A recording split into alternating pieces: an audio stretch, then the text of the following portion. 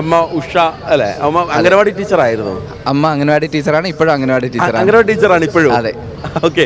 അച്ഛൻ ഇതിലായിരുന്നു അല്ലേ, തോട്ടം മേഖലയിലായിരുന്നു? അച്ഛൻ കൃഷിയുണ്ട്, പിന്നെ അങ്ങനെ വേറെ എന്തെങ്കിലുമൊക്കെ ജോലി, അങ്ങനെ എല്ലാം കൂടെ ചെയ്യുമായിരുന്നു. കുട്ടിക്കാലത്ത് എപ്പോഴെങ്കിലും എനിക്ക് IAS കിട്ടും അല്ലെങ്കിൽ അത് അങ്ങനെ ഒരു സ്വപ്നമൊക്കെ വളരെ ചെറുപ്പത്തിലുണ്ടായിരുന്നു? അതെല്ലാം ഇങ്ങനെ പടിപടിയായി വന്നപ്പം ഒന്ന് ട്രൈ ചെയ്യാം എന്നുള്ളത് ഒരു ഘട്ടത്തിൽ എടുത്ത തീരുമാനമാണോ? അത് ഒരിക്കലും ആ സമയത്ത് എനിക്ക് തോന്നിയിട്ടില്ല, ഇവിടെ എത്തുമെന്ന് ഞാൻ വിചാരിച്ചിട്ടുമില്ല. ഓരോ ഘട്ടങ്ങളിൽ ആ ഒരു യാത്ര ആക്ച്വലി ഭംഗിയായിട്ട് പോകുമെന്ന് വേണം പറയാൻ. ഞാൻ എപ്പോഴാണ് ഇത് സിവിൽ സർവീസിലോട്ട് തിരഞ്ഞെടുക്കണമെന്ന് ചോദിച്ചു കഴിഞ്ഞാലും കൃത്യമായിട്ട് എനിക്കൊരു മറുപടി ഉണ്ടാവില്ല.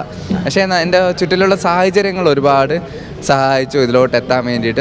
എനിക്ക് തോന്നുന്നു ഓരോ തടസ്സങ്ങൾ വരും പോസിറ്റീവായിട്ട് മുന്നോട്ട് പോകാൻ സാധിച്ചു എന്നാണ് തോന്നുന്നത്. അത് എൻ്റെ മാത്രം ശ്രമം കൊണ്ടല്ല, നമ്മളിപ്പോൾ ഫാമിലീൻ്റെ സപ്പോർട്ടുണ്ട്, ഫ്രണ്ട്സിൻ്റെ സപ്പോർട്ടുണ്ട്, ടീച്ചേഴ്സിൻ്റെ എല്ലാവരുടെയൊക്കെ സപ്പോർട്ട് കൊണ്ട് പോസിറ്റീവായിട്ട് മുന്നോട്ട് പോകാൻ സാധിച്ചു.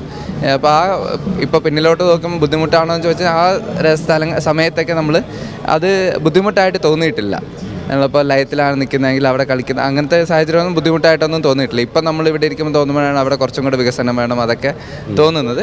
പക്ഷേ ആ ജീവിത സാഹചര്യങ്ങൾ നമ്മൾ അത് ആസ്വദിച്ച് തന്നെയാണ് മുന്നോട്ട് വന്നിട്ടുള്ളത്. കളക്ടറുടെ ബംഗ്ലാവിൽ ഇങ്ങനെ ജോലിയൊക്കെ കഴിഞ്ഞ് അല്ലെങ്കിൽ ഒരു ദിവസം വന്നിങ്ങനെ ഇരിക്കുന്ന സമയത്ത് അല്ലെങ്കിൽ കിടക്കുന്ന സമയത്ത് ഓർക്കാറുണ്ടോ കുട്ടിക്കാലത്ത് ഉള്ള പഴയ വീടും അവിടുത്തെ അസൗകര്യങ്ങളും കാര്യങ്ങളും സുഹൃത്തുക്കളും? ആ പഴയ കുട്ടിക്കാലം നമ്മുടെ മനസ്സിലേക്ക് ഇങ്ങനെ എത്തും.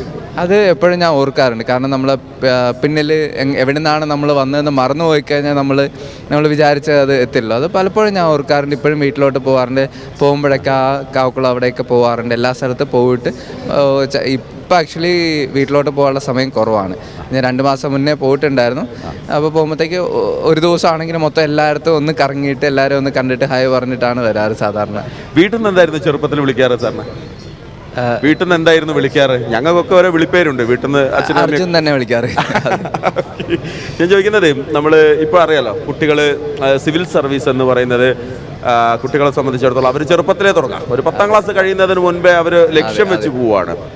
അപ്പം അതിനുവേണ്ടി പഠിക്കുന്നു, റിസർച്ച് ഒക്കെ ചെയ്യും. പക്ഷെ നമ്മളെ കുട്ടിക്കാലത്ത് എന്ന് പറയുമ്പം സർക്കാർ സ്കൂളിലല്ലേ സാറ് പഠിച്ചിരുന്നല്ലേ? അവിടെ ഗവൺമെന്റും പിന്നെ പ്രൈവറ്റ് എല്ലാം കൂടെ ചേർത്തിട്ടാണ്. പക്ഷെ ആ മോഹം ഉള്ളിലേക്ക് കടന്നതിന് ശേഷം അതിനുശേഷമുള്ളൊരു ചേഞ്ച് എന്തായിരുന്നു ലൈഫിലുണ്ടായിരുന്നത്? ഇപ്പോൾ കുട്ടികളുടെ ഇത് പറയുകയാണെങ്കിൽ നമ്മൾ സ്കൂളിൻ്റെ സമയം വെച്ചാൽ സ്കൂൾ സമയം എൻജോയ് ചെയ്യാനും പഠിക്കാനുള്ളതാണ്.